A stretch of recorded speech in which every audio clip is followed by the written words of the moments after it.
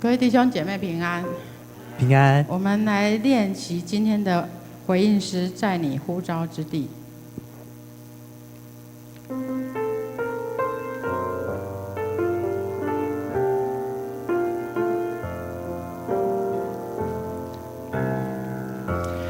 温柔的主圣灵，我的心注视你，主赐下的平安，拥抱我的全人，使我心感到满足。主慈爱的真理，主慈爱的真理，使我看见荣光。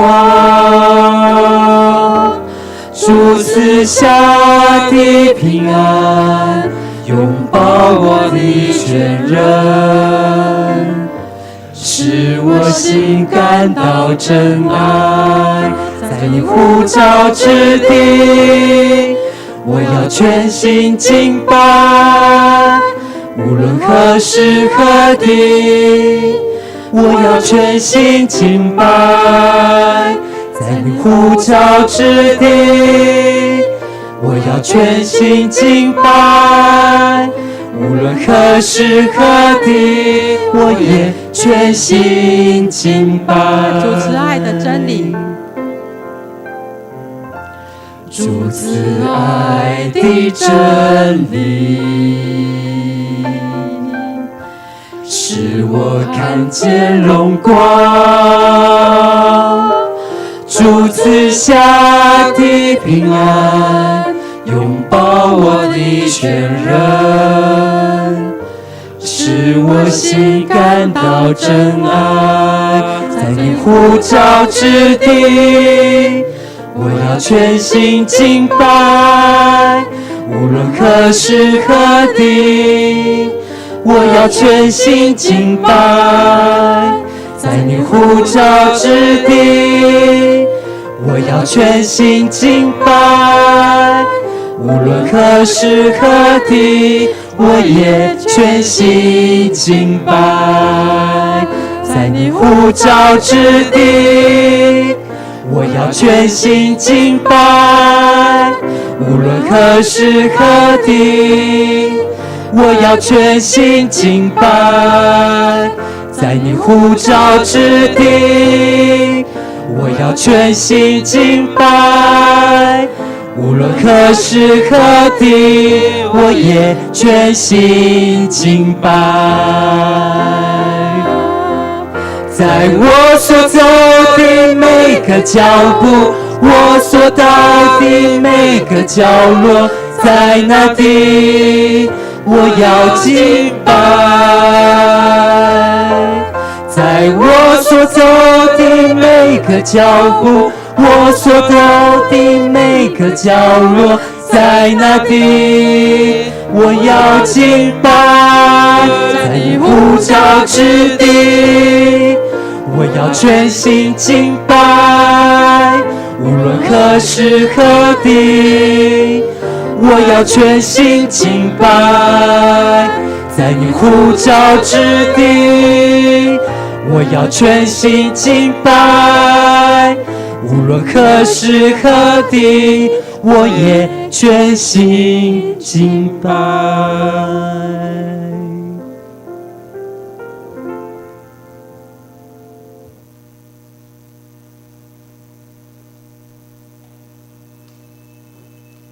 我们安静预备心，开始今天的礼拜。耶和华，求你因我的仇敌，凭你的公义引领我，使你的道路在我面前正直。因为他们的口中没有诚实，他们的心里满有邪恶，他们的喉咙是敞开的坟墓，他们用舌头谄媚人。上帝啊，求你定他们的罪，愿他们因自己的计谋跌倒，愿你在他们许多的过犯中把他们逐出，因为他们背叛了你。弟兄姐妹平安，平安。神的怒气不过是转眼之间，他的恩典乃是一生之久。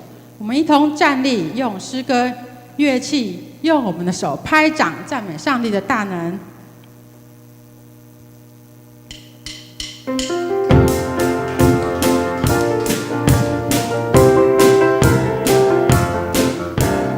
你们要赞美耶和华，在他的圣所赞美他。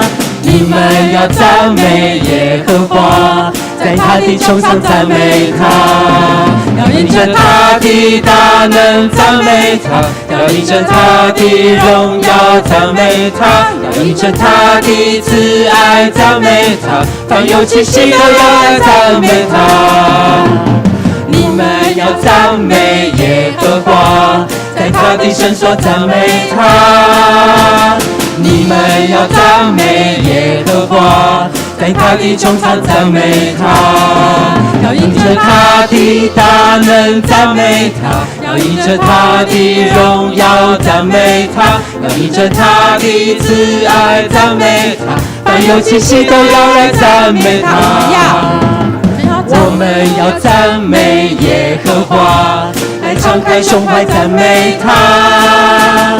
我们要赞美耶和华，来高声欢呼赞美他。我们要鼓瑟弹琴赞美他，我们来击鼓跳舞赞美他。我们用丝弦乐器赞美他，凡有气息都要来赞美他。我们要鼓瑟弹琴赞美他，我们来击鼓跳舞赞美他。我们用丝弦乐器赞美他，凡有气息都要来赞美他。凡有气息都要来赞美他，凡有气息都要来赞美他。父君的火焰正燃烧，让我们响起胜利的号角，传扬耶稣基督的真道，一起迈向合一的宣教，在主前同心的祷告，让我们忠于释迦的呼召，以赞美在宝座前围绕，让复兴的火在我里面燃烧。复兴的火焰正燃烧，让我们响起胜利的号角，传扬耶稣基督的真道，一起迈向合一的宣教，在主前同心的祷告，让我们忠于释迦的呼召，以赞美在宝座前围绕，让复兴的火在我里面燃烧。复兴的火，圣灵的火，在我心中点燃。复兴的火，圣灵的火，把我烧在主祭坛。复兴的火，圣灵的火，在我心中点燃。复兴的火，圣灵的火，把我烧在主祭坛。复兴的火，圣灵的火，在我心中点燃。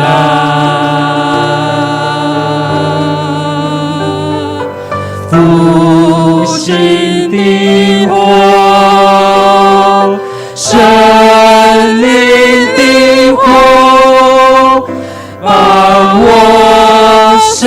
在主祭坛，把我烧在主祭坛。我们一起将荣耀归给我们在天上的父。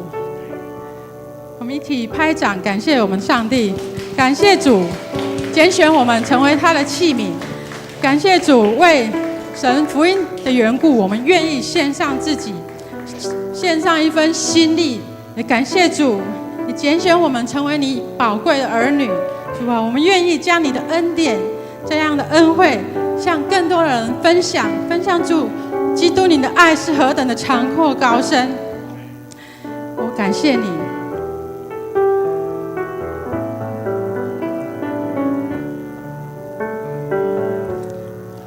我感谢你，我从来没有发觉到，在你眼里我是何等的宝贵。从太初直到如今，创造宇宙万物的主是何等深深爱我的灵魂。也感谢你，你让我感受到这伟大的爱。主已安排你在我生命里，以主耶稣基督的爱更多来服侍你。我也愿向世界传扬神的爱。你是为了被神疼爱，来到这世上传扬这份爱，在主奇妙计划里将你栽种在这地，期待你结出美丽的果子。我感谢你，我从来没有发觉到，在你眼里我是何等的宝贵。从太初直到如今，创造宇宙万物的主是何等深深爱我的灵魂。也感谢你，你让我感受到这伟大的爱。主已安排你在我生命里，以主耶稣基督的爱更多来服侍你。我也愿向世界传扬神的爱。你是为了被神疼爱，来到这世上传扬这份爱，在主奇妙计划里将你栽种在这地，期待你结出美丽的果子。你是为了被神疼爱，来到这世上传扬这份爱，在主奇妙计划里将你栽种在这地，期待你结出美丽的果子。期待你结出美丽的果子。一起低头祷告。慈悲怜悯的父神，我们感谢你的恩典。主，孩子来到你的面前，我们谦卑寻求你，感谢你赏赐我们力量，使我们刚强壮胆。主啊，你让孩子能够靠着你胜过生活中所有的困难，靠着你，不论在喜乐中，在患难中都大有平安。主啊，求你也来翻转我们的生命。主，让我们不只恳求你的恩典，主，让我们的生命有主你的样式，除去我们心中所有的骄傲和诡诈。主啊，让我们谦卑在你的面前，在每个人的面前。主啊，求主你把公义放在我们的心中。主，让我们随时随地都跟从主人脚中行。主啊，求你在苦难中赐下安慰，在我们不顺心的时候，你教导我们彼此顺服，因为我们知道万事都互相效力，叫爱神的人得益处。礼拜的开始，我们将自己全人全心献在主的面前，求主你悦纳我们所献上的敬拜，愿一切荣耀都归给你。这样祷告，奉告耶稣基督的圣名，阿们。将一切荣耀都归给我们的神。弟兄姐妹，请坐。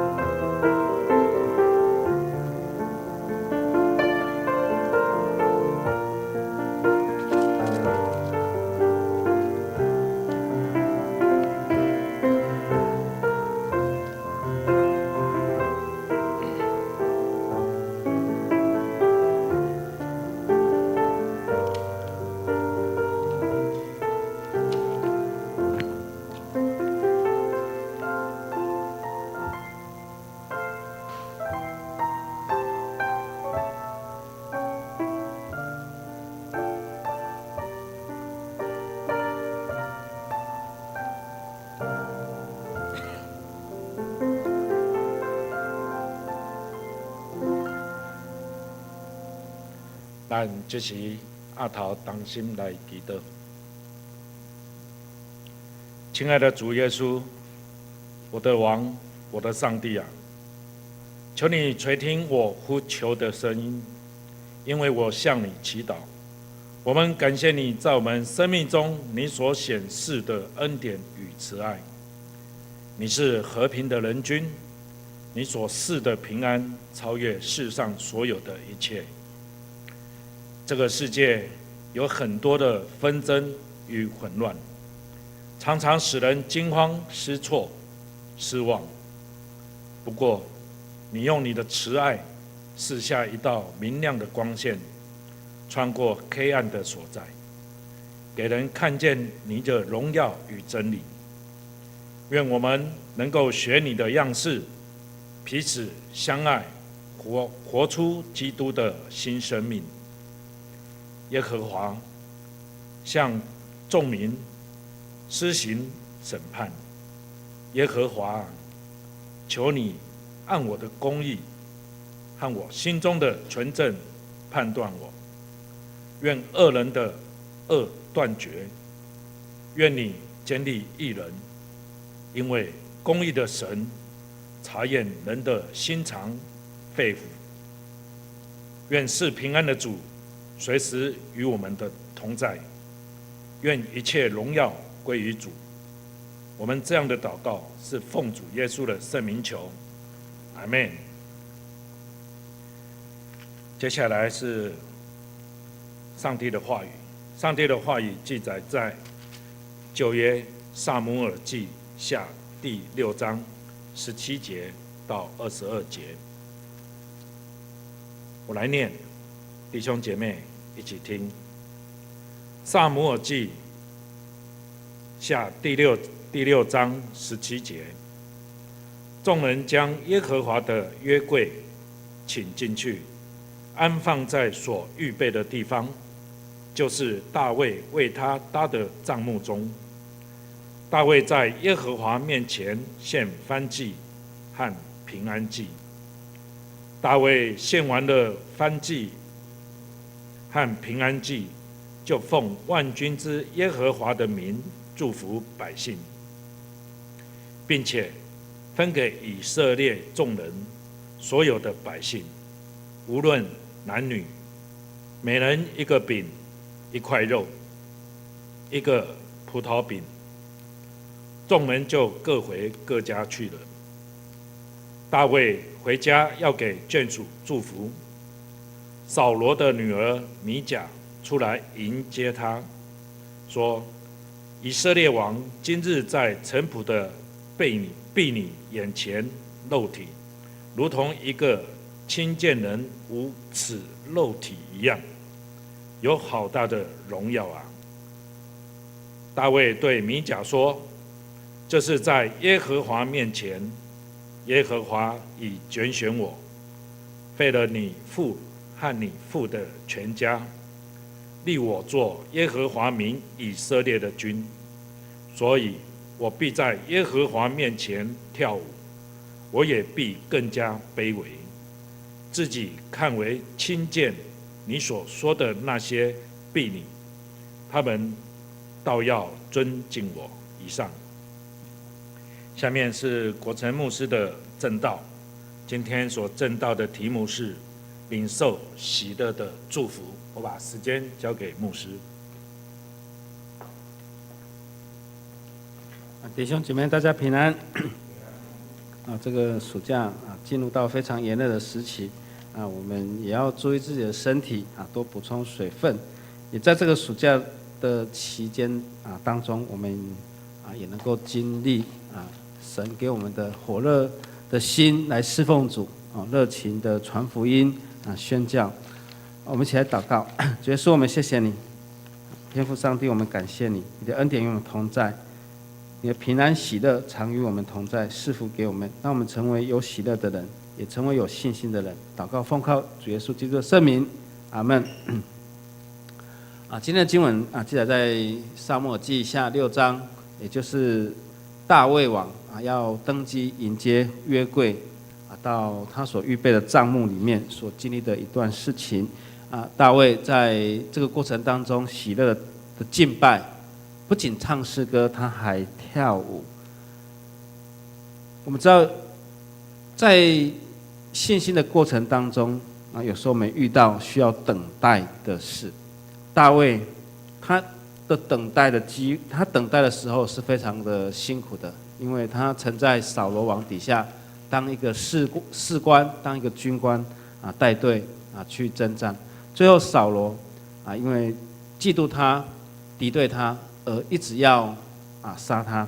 大卫就在这个过程还没有当王之前的过程当中，一直在躲避扫罗王的追杀。这个也是大卫要登基当王之前的一个等待。每一个人在等待的时候，都会经历信心的考验。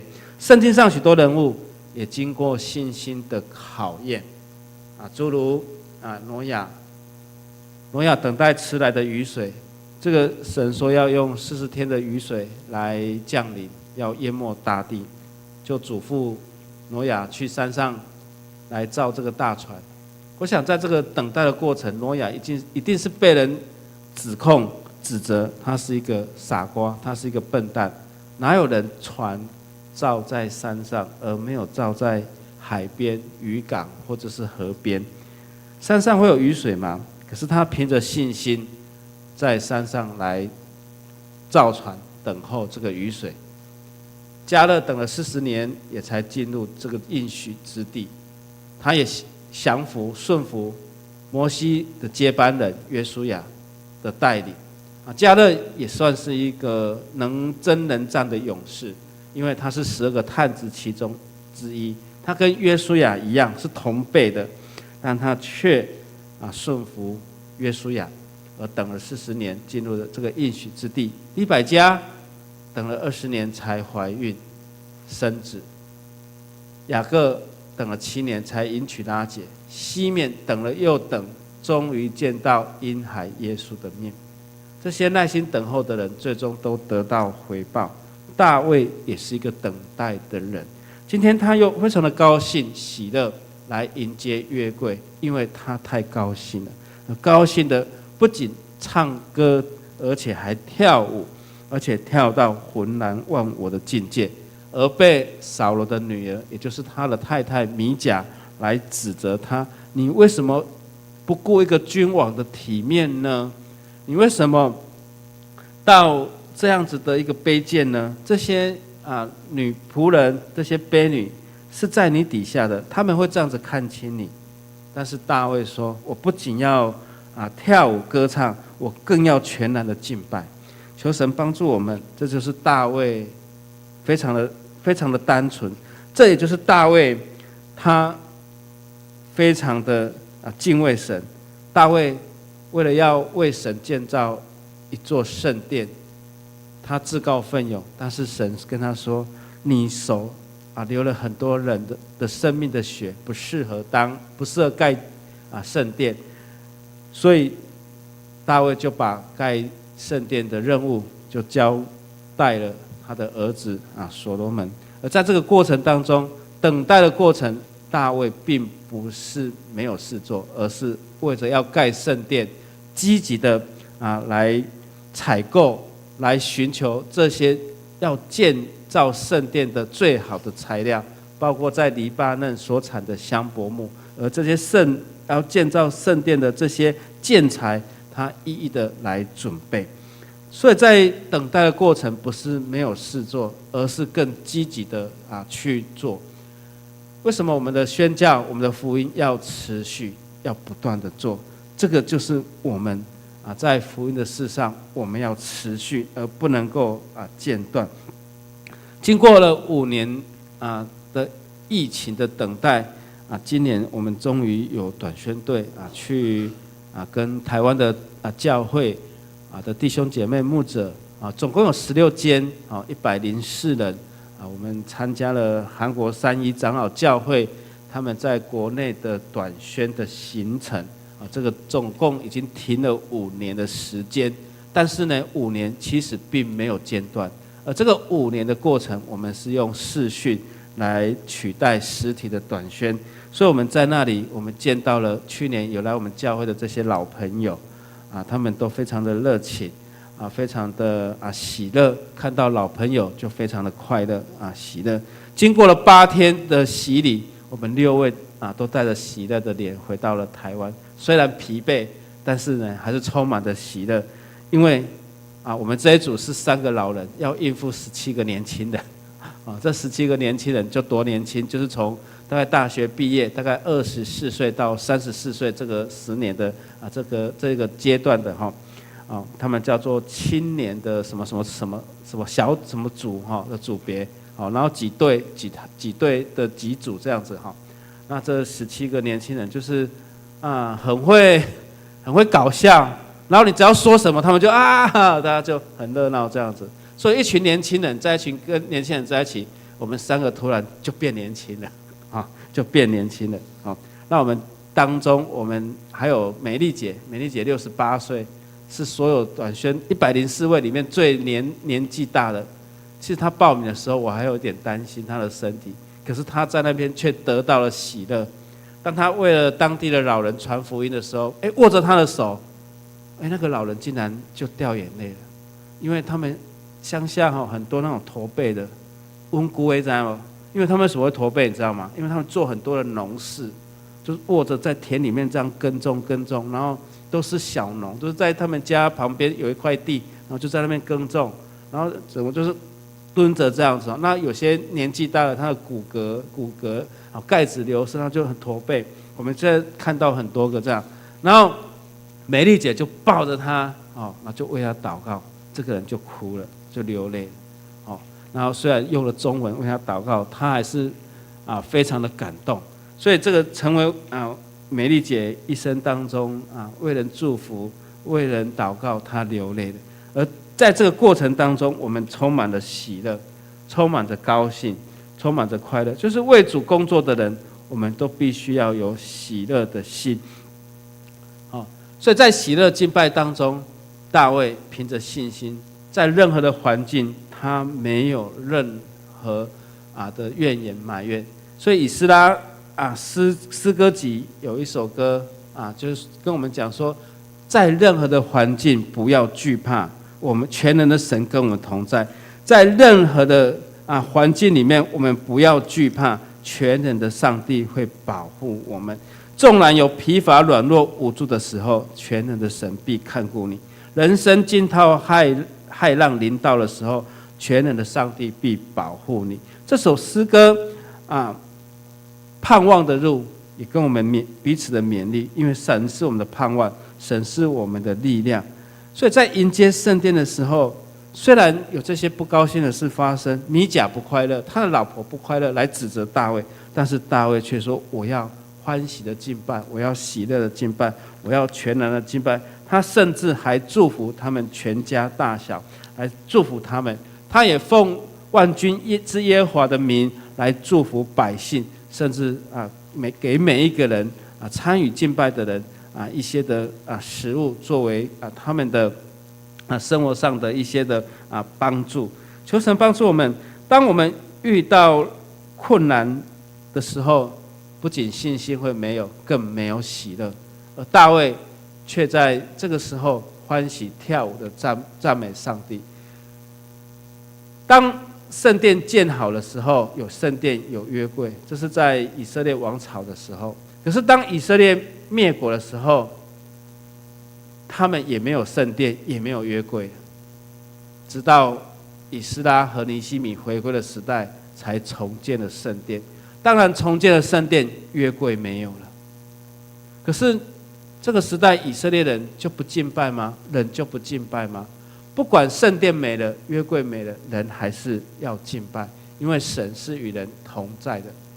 直到耶稣的时代，虽然有圣殿，因为耶稣也曾在圣殿里面来做教导的事工。耶稣也曾在12岁的时候，在朝圣，在圣殿里跟这些教律法的这些律法学士们跟他们讨论圣经。所以耶稣的时代也没有约柜了。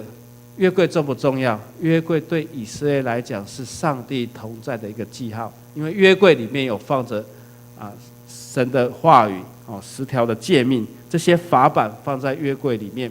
可是我们发现，约柜对以色列百姓来讲是非常重要的一个象征。可是约柜没了，圣殿没了，这个时代约柜也找不到了，圣殿上面也不再是圣殿了，只剩下一片的哭墙，也就是西边的那个城墙。但是人还是要敬拜神，还是要敬拜主，因为神是永远与人同在的。在耶稣的时代，虽然有圣殿，没有约柜，百姓依然敬拜主。到罗马帝国，也就是主后70年的时候，罗马的军队攻破了耶路撒冷的圣城，拆毁了所有圣殿上所有的东西，只剩下西墙。直到现在，以色列百姓这些犹太人，他们要去朝圣，没有圣殿，而是在哭墙那边祷告，将他们的祷告藏在城墙的门那个细缝里面。求神帮助我们，神是与人同在的。直到现在，我们有教会，而教会其实就是我们的圣殿。教会就是我们每一个人参与，我们把它建造起来。教会也是我们每一个人用我们的身体来建造起来。所以新约的圣经跟我们讲，我们的身体就是教会，我们的身体就是教会。用我们的生命将我们的教会建造起来，就如同我们刚刚所唱的诗歌一样。如今没有圣殿，也没有约柜，我们在教会敬拜赞美上帝，因为圣灵同在，圣灵与我们同在，带给我们喜乐，带给我们全然的帮助。今天我们的主题是领受喜乐的祝福。在你的生命有没有喜乐，有没有祝福呢？我在这个短宣的过程当中，一直让我经历这个喜乐，而这个喜乐是不停的临到。虽然身体很疲倦，但是呢，却让我有喜乐去做要做的事情。跟这些年轻人在一起，第一个就有喜乐，而且在早祷的时候，我们就要迎接新的一天，就有那个喜乐的灵跟我们同在。当我们出去传福音的时候，不管我们遇到什么事情，那种平安，我个人感觉是很平安的哈。不管牧师要带我们去哪里，我都是很有平安的哈。不管今天会有什么遭遇，还是很平安。然后跟那些老人传福音，我们要进入到每户人家去跟他邀请说，明天早上11点，你要到老人活动中心，因为有一群年轻人要跟你们分享。那我就反正就是那些韩国人教我们几句韩文，我们就跟他讲几句韩文，这样子跟这些阿嬷这些老伯伯跟他们邀请。在这个当中，虽然他们只是但是就是很热情的邀请，很热情的邀约。心中你没有喜乐的话，他怎么可能会来？感谢主，隔天竟然有10几位老人到这个老人活动中心来跟这些年轻人一起互动，这是我比较意外的，因为牧师是很担心说可能会没有人，但是却来了10多个人，10多个人。所以求神帮助我们，当你在传福音的时候，必须要先有喜乐。我们看大卫一生的遭遇，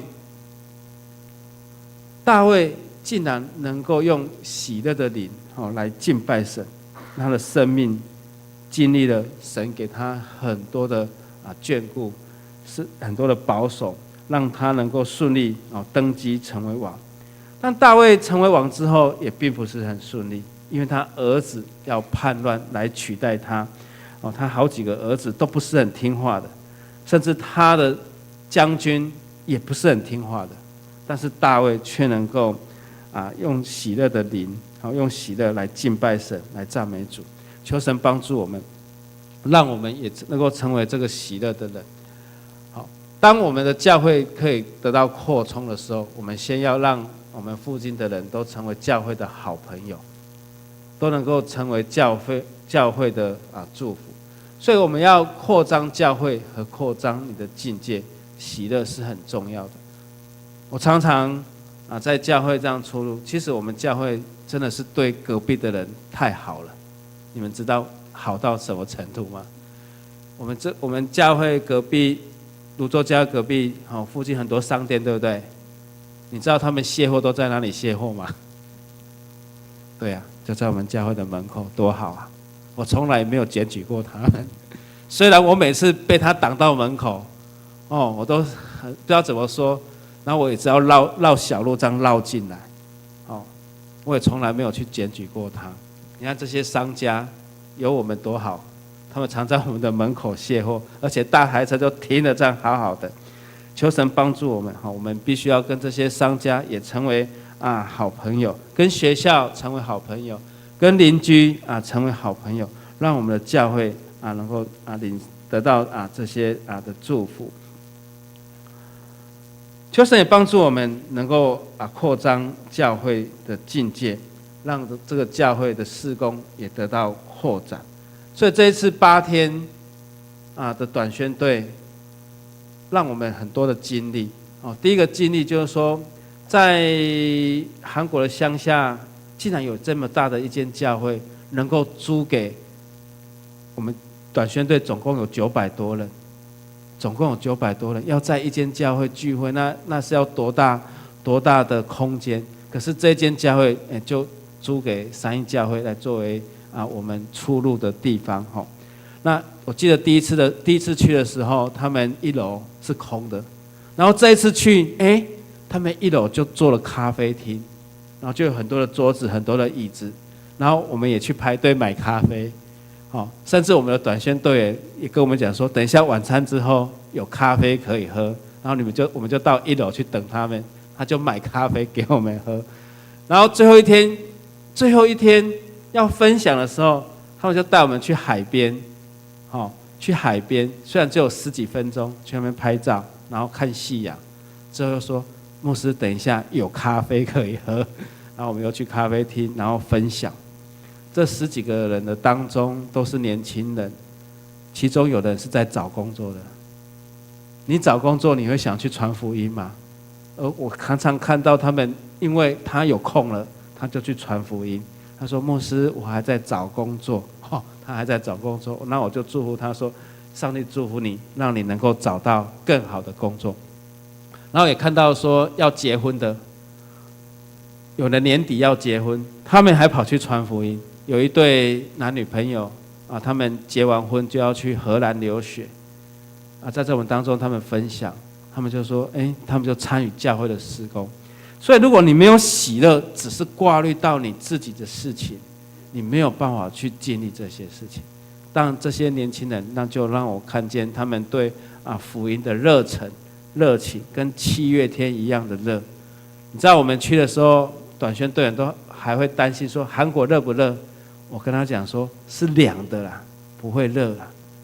风吹来是凉的真的是到那边非常的气候非常的宜人比台湾还要低一点所以当我们感受这些年轻人他们的热情之后，你知道有一天一个女生不见了，直到礼拜6下午她又出现了，然后在分享的时候，她就讲说她今天回去工作，因为她那一天请不到假，她礼拜6回去工作完，工作完又赶着火车回来，然后跟我们分享，然后参与明天礼拜天的在那间教会的礼拜。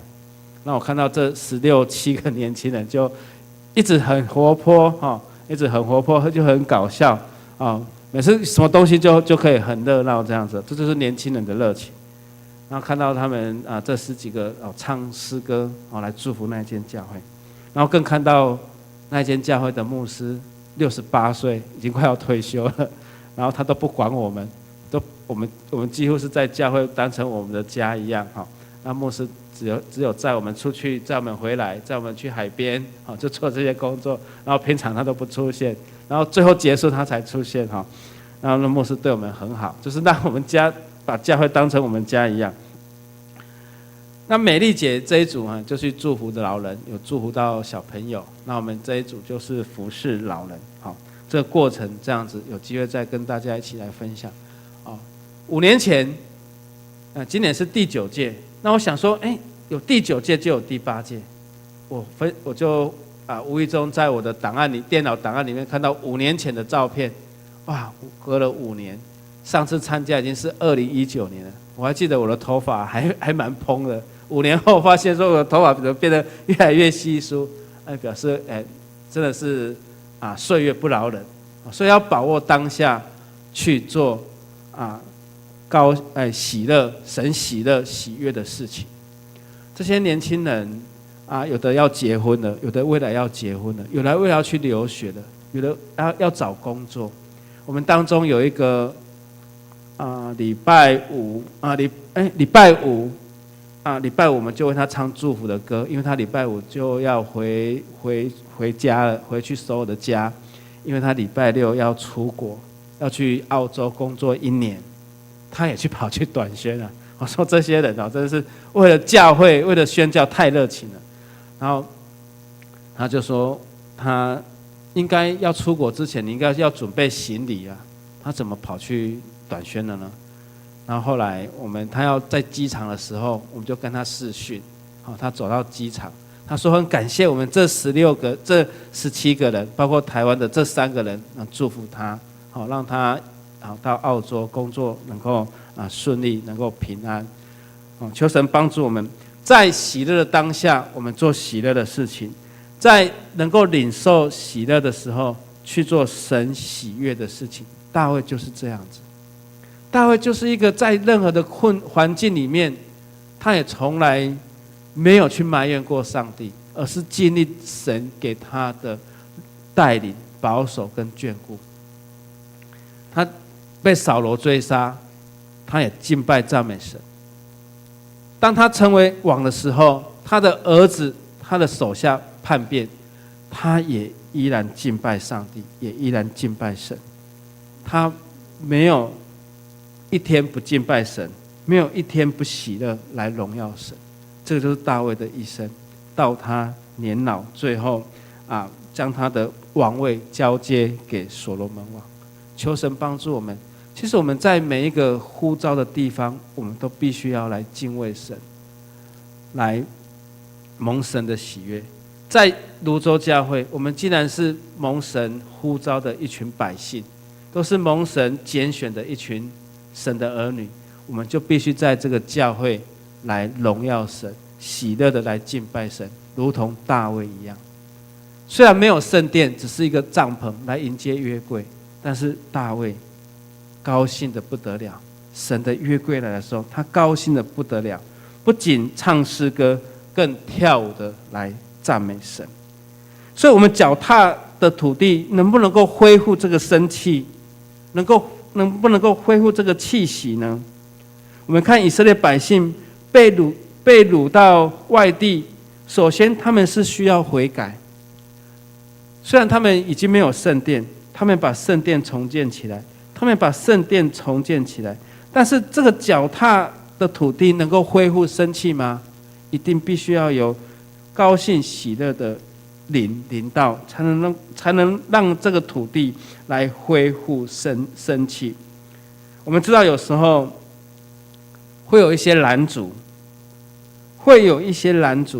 所以在尼希米、以斯拉他们在建造圣殿跟圣城的时候，他们遇到了一些拦阻。这些拦阻虽然神不喜悦，但是神却是我们的帮助。所以我们必须有喜乐来让我们的教会能够更有生气，求神帮助我们。所以牧师跟大家讲，勉励一个都不能够少。不管未来没有牧者的时间，我们一个都不能够离开教会，更需要在你这个呼召的地方来经历神。天塌下来的时候，你会不会第一个压到？绝对不会压到你。会压到谁？会压到爬到世界上最高峰的那一个人，是不是？可是真的天会塌下来吗？天也不会塌下来，因为神是我们的帮助，神是我们全然的帮助。这一次短宣有一个牧师分享了宣教师的精神，不保留，不退缩，怎样？不遗憾。第一天我就领受到这3句话，那我用这3句话跟大家勉励。大卫保留吗？毫无保留。大卫退缩吗？他为神征战，没有任何的退缩。大卫有遗憾吗？虽然有一点点遗憾，因为他没有盖圣殿，可是他也努力把圣殿的建材先预备好了，不是吗？马偕在传福音的时候，他有退缩吗？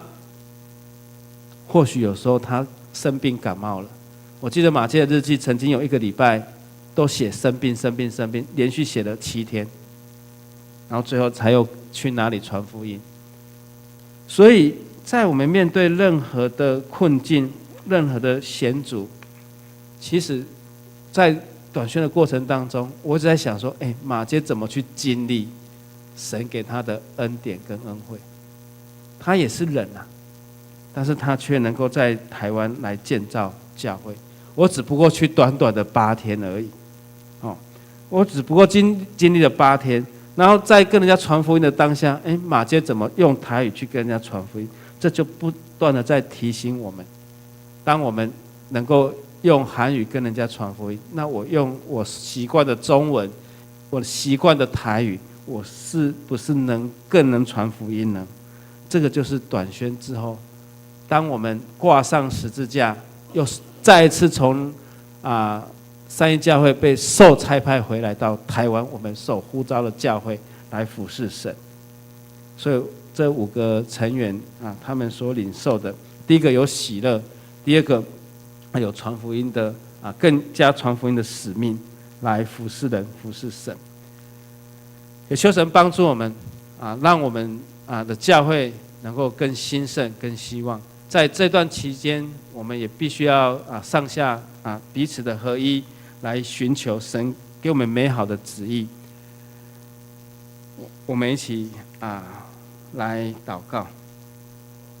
主耶稣，求神帮助我们，在我们受呼召的地方，我们要成为一个喜乐传福音的人。我们要学习像大卫一样，在我们生命里面没有保留，也没有任何的退缩，也没有任何的遗憾，让我们一生能够敬畏神、荣耀主，让我们的一生能够成为神所喜悦的人。主啊，帮助我们。祷告奉靠主耶稣基督的圣名来求，阿们。我们一起站立来唱《在你呼召之地》。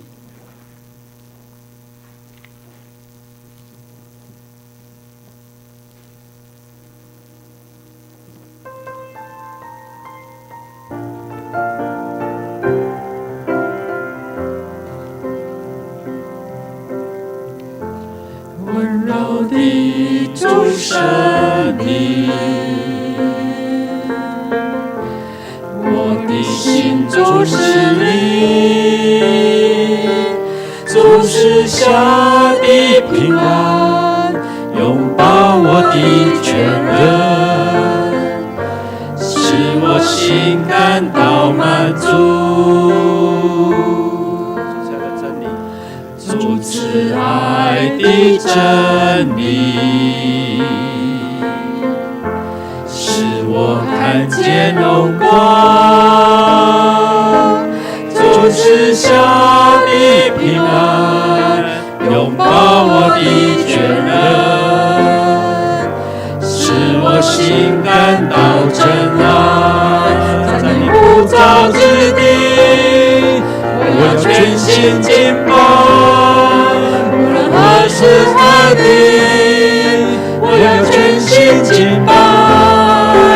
在你呼召之地，我要全心敬拜。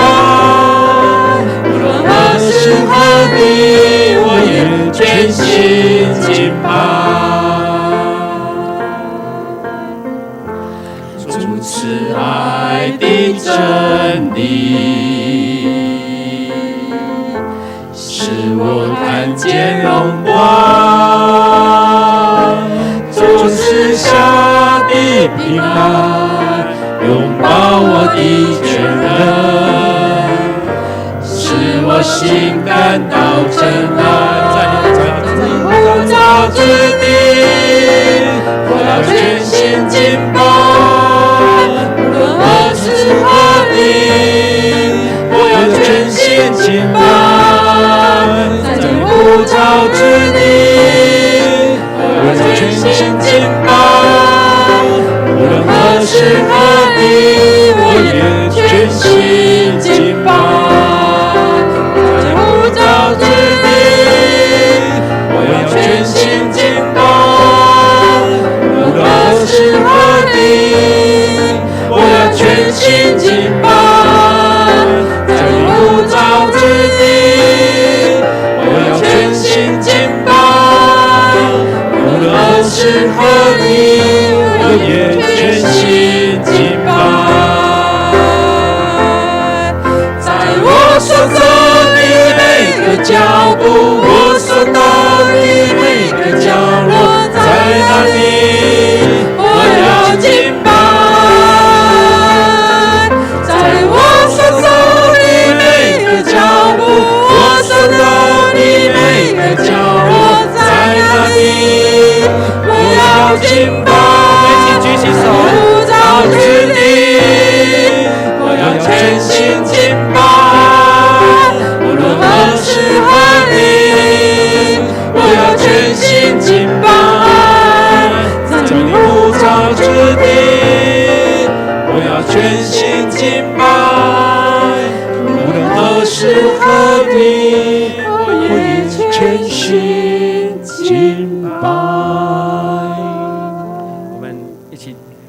再一次的来感谢主，我们也一起再一次来领受神给我们的呼召。我们是不是能够在泸州教会充满呼召之地，来荣耀神，来敬拜神，来敬畏主？我们愿不愿意成为一个喜乐的人，来让我们的身边的人都能够得着喜乐，也让我们能够成为传福音的人，用喜乐的灵、喜乐的心来做传福音的源头。当我们有喜乐的脸、喜乐的心，周围的人就会感受到我们的喜乐，也让我们的教会成为一间喜乐的教会，成为这个地方的祝福，成为泸州教会的祝福。我们一起同声开口来祷告，主耶稣帮助我们，求神帮助我们，让我们的教会成为荣耀神的教会，让我们的教会成为喜乐的教会，让我们的教会成为敬拜主的教会，让我们的教会能够建造合一的教会，来荣耀神，来见证神。主啊，让我们每一个人都能够受呼召，也能够成为受差遣的人，在这个地方来建造，让我们的教会能够更合一、更荣耀神。主啊，帮助我们，让我们每一个人都成为蒙神呼召拣选的仆人。主啊，求神帮助我们。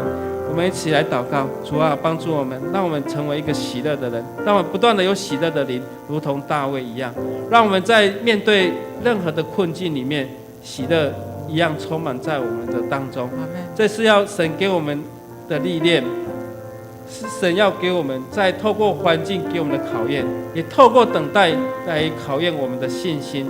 求神帮助我们，让我们的教会能够得着喜乐，能够得着合一，能够得着敬拜的灵，在神的面前来蒙神你喜悦，让我们的教会也成为这个社区的祝福，让我们的教会也成为泸州这个地区的祝福。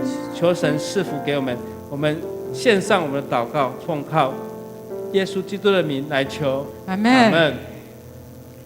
请坐。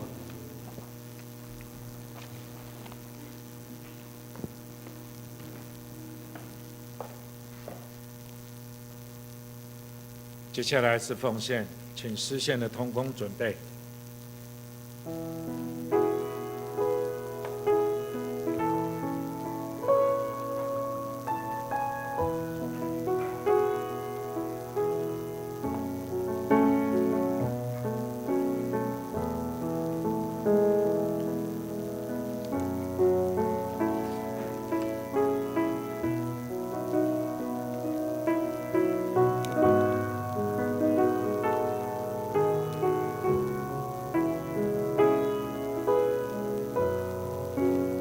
请起立。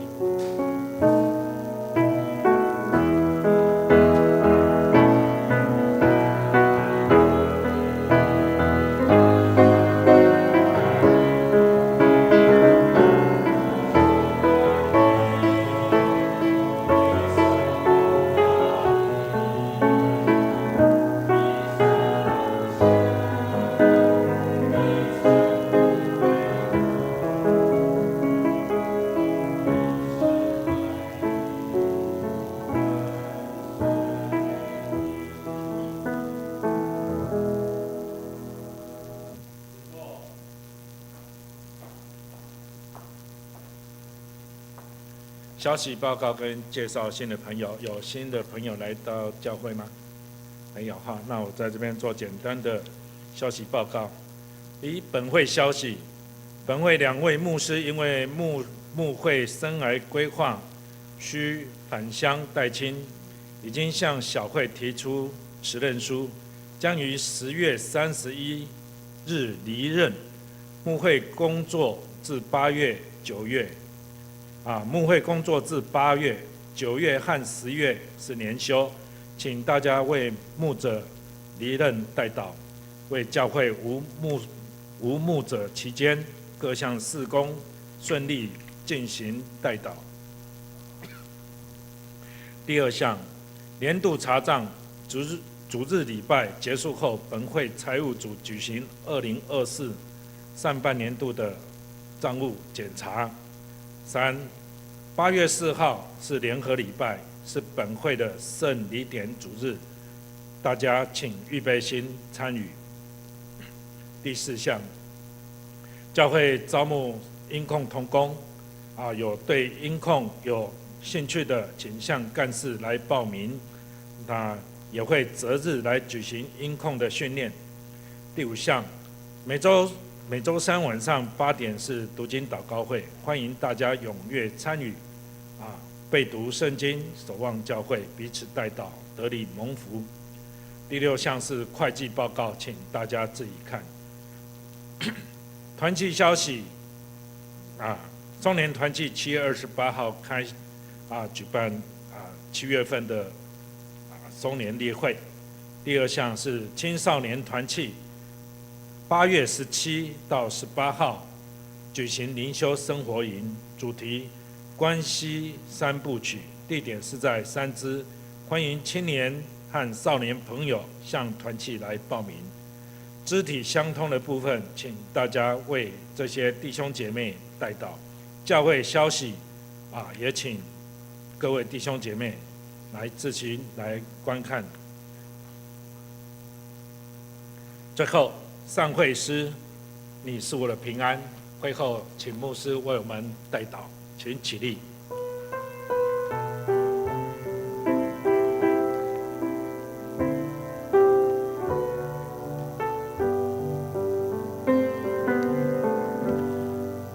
你是我的平安，